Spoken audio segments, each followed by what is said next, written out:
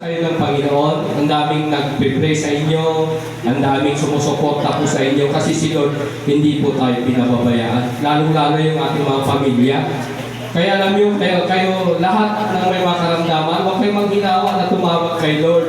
Kasi sabi niya sa Matthew 21 verse 22, na kung ano man ang hiniling mo, na may pananalig, gagaling ka at talagang ibibigay ng Panginoon. Wala pong imposible kay Lord. Ako mga kapatid, sampon na po ito upo ko. Umatake nung nakaraan mga kapatid, pero ngayon magaling na po. Talagang napakabuti si Lord mga kapatid. Pabalik-balik kasi ganito po yung panahon. Sitwasyon, kahapon po talaga talos sumabog yung ulo ko sa sakit. Talagang grabe po. Mga kapatid, pinahinga ko lang mga kapatid. Ngayon mga kapatid, talagang pinakita ni Lord yung kagalingan.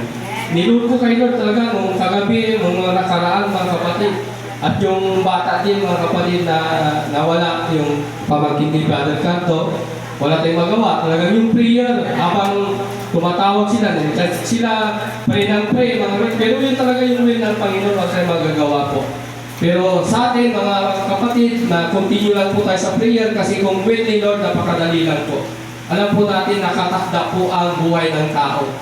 Mga kapatid, na minsan lang mamatay pagkatapos judgment po. Kaya wala tayong magagawa po namin. Pero alam po natin, pag anak tayo ng Panginoon, hindi tayo pababayaan ng Panginoon. Kung may purpose pa, may magandang plano pa si Lord sa atin, napakadali na po mga kapatid na humiling sa Panginoon. Amen po? Kaya mabay, tayo po tayong lahat, mga kapatid, at tayo po'y manalangin muna, yung po natin ating maulo.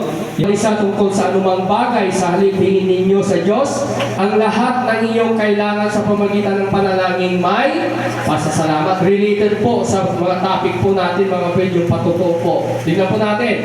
At ang kapayapaan ng Diyos ay hindi kaya maunawaan ng tao na siyang mag-ingat sa iyong puso at pag-isip dahil sa iyong pakipag-isa kay Kristo Jesus. Purihin ang Panginoon, makakupo na po tayo at pagpalain tayo ng Panginoon.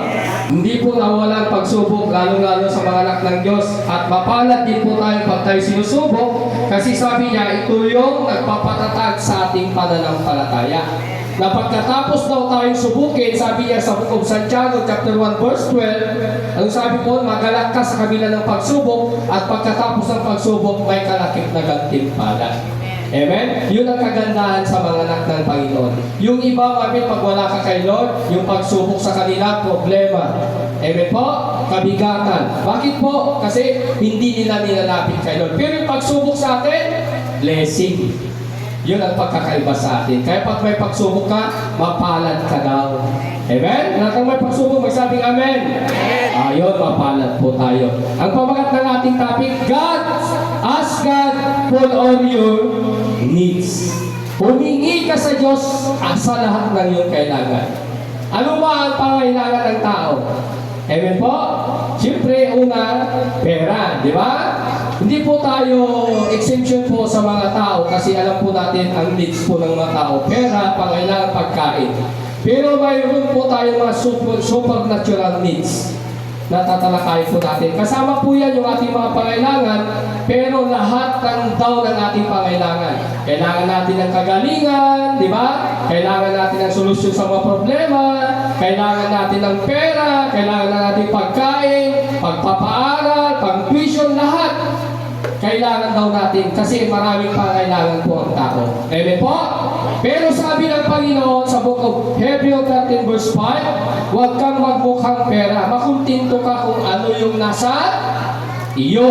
Dahil hindi ka iiwan ng Diyos ni pababayaan man lang. Amen po? Kaya kung anong meron ka ngayon, magpasalamat ka sa Panginoon. Yan pa ba kayo? Amen po? Kaya punta po tayo sa ating pinag-aralan mga kapatid. Papag-aralan po ngayon sa Pilipos 4 verse 6. Huwag kayong mabalisa tungkol sa anumang bagay. Ano ba ang kabalisan ng tao? Siyempre, una mga kapatid, pag walang pinansyal, talagang malungkot po ang tao. Amen po? Pag walang pagkain, walang pambayad ng utang, walang pambayad ng kuryente, walang pambayad ng tubig, malungkot po ang tao. Kasi needs po natin yan. Pero sabi niya, huwag ka daw mabalisa kasi alam ni Lord yung pangailangan ng bawat isa po sa atin. Amen po? Amen! Yan pa ba kayo? Parang malungkot po tayo mga kapatid. Amen po? Ayaw ni Lord ang tao malungkot. Sabi nga, mga kapatid, gusto ni Lord masaya po tayo. Kasi walang puwag sa langit ang taong malulungkot. Kaya pag lagi ka doon nalulungkot, madali kang tumanda. Amen? Naniniwala ba kayo? Kumukunot yung lomo, yung nagkurot-kurot kapsat, itimugin mo. No? Permi ka na nalungkot. Uray, awang ipon kapsat, rumagsak tayo. Diba? Nagkatawa tayo, agism tayo. Kasi alam niyo mga kapatid, ang medisina ang kasiyahan. Di nyo lang ba alam? Pag masayahan daw ng tao, malayo sa sakit.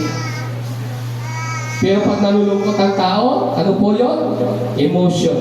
Tingnan nyo yung bata, di ba? Di natin alam. Parang sa doktor, mahirap din i-findings yung mga ano niya. Sabi nila, baliw. Di ba? Hindi naman, wala naman ano yan na baliw mga kapatid. Di lang natin alam talaga mga kapatid kung ano po yung nangyari. Si Lord na po nakakalam.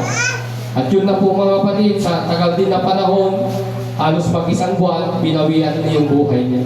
Kaya wala naman tayo magagawa eh. Anong magagawa natin? Maganda din po sana mga kapatid, sa panahon po na nabubuhay po siya, diyan sana sa ating mahal na Panginoon, pero mapalad po tayo. Amen po, dito po tayo kay Lord. Kaya yung mga kabataan, huwag kayong mga kapatid, lagi kayong dito sa iglesia ng Panginoon, kasi yung mga kabataan ngayon, tignan yung mga nangyayari sa daan. O di ba?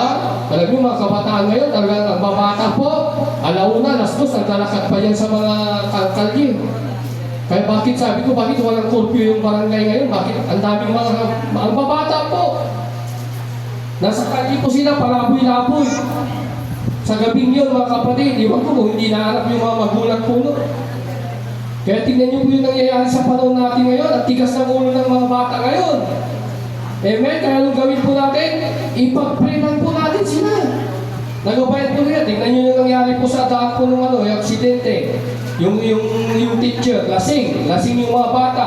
Nag-drive po sila. Ganun po katindi pangyayari. Ngayon mga kapatid, magmumulta sila, magbabayad sila. O problema ngayon, magulang. Ganyan po yung nangyayari po sa panahon natin ngayon, pero mapalad po tayo, di ba? Dito yung mga anak po natin sa church, sa iglesia ng Panginoon. Hindi masama magbarkada, pero may limitasyon. Kaya yung barkada, pinin niyo yung mga anak ng Panginoon, hindi yung mga bagay na nangyayari. Tignan nyo, babata na po ngayon, pero tignan nyo po ngayon, kita ko na lang, mga kapatid, may bumubuga na sa niya, bibig niya, naninigarilyo na. O yung pamangkin ni Sister Janet na napakalit na yan, yung umiinom daw ng alak yun, grade 6 pa lang yata yun eh. Iwan ko kung ilang taon na yun. Ganun po katindi ang influensya po nun. Kaya sabi niya, kung ano man yung mga bagay na gawin po natin, wala tayong gagawin kundi hingin natin. Tayo wala tayong magagawa. Kasi yung henerasyon ng mga bata ngayon, titigas ng ulo. Mas magaling sa magulang. Pero ang Diyos may magagawa. Anong gagawin natin? Ang sabi niya, I will surrender all. Surrender natin sila sa Panginoon. Ilapit natin sila sa Panginoon. Ganun po yun. Ano pa sabi niya mga kapatid? Sa